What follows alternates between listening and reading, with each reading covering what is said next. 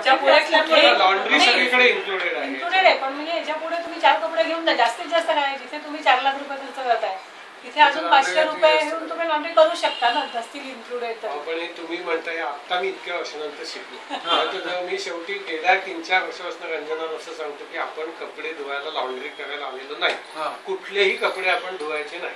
आपण 5 लाख तुम्ही म्हणता तसं 2 लाख खर्च केल्यानं अजून 5,000 रुपये होणार, लॉन्ड्रीचा याच्यापेक्षा खर्च येणार नाही. पण ते मग दर 3-3 दिवसांनी लॉंग ट्रिप असं ते सगळे धुवायला टाकायचे.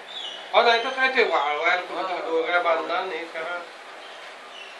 त्यामुळे सुखाचा मार्ग सापडला ना, कमी छोटी बॅग घेऊन जायचा. आम्हाला तो सांगत होता पॉम मधला तो चीफ जो होता माणूस, सांगला की don't even if you wash your knickers don't dry them outside, otherwise you will find a bubble wearing that.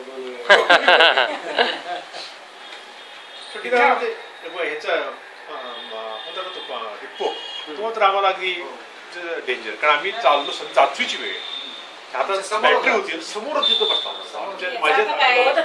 त्यांच्या ज्या ऑर्डर्स आहेत ना त्या तुम्ही फॉलो करायलाच पाहिजे. एकट्याने जायचंच नाही. आम्ही चौघवतो. मला म्हटलं की काय नाही शेजारीच ते टेंट आहे, मी म्हटलं आता 1-2 राऊंड आपण घेतले ना, let us go and sit on the patio, आणि म्हटलं आता अशोककडे जाऊन आपण बसू रात्री. त्याला कळलं कसं आपण बोलत होतो ना, आम्ही बोलत होतो की हे म्हणे की इंग्लिशमध्ये बोलत होतो आपण की आता आपण जरा जाऊ अशोकच्या तिथे बसून एक अर्धा तास गप्पा मारू, 8:30ला कुठे झोपायची सवय आहे. तर तो आला लागेल, तो म्हणला येऊनच आलो होतो, आलो तुम्हाला काय गप्पा मारायचे इथे मारा, मग आम्ही तुम्हाला सोडू. आणि असं म्हणून ते आम्हाला सोडायला आले तर यांच्या टेंटच्या समोर इतको बसलेला होता.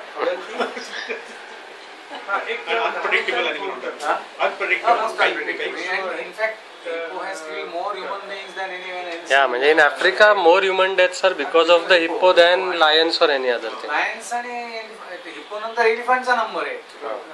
Hippos and followed by elephant. Lions, I don't think human beings they must be killing. Yes, they come across the.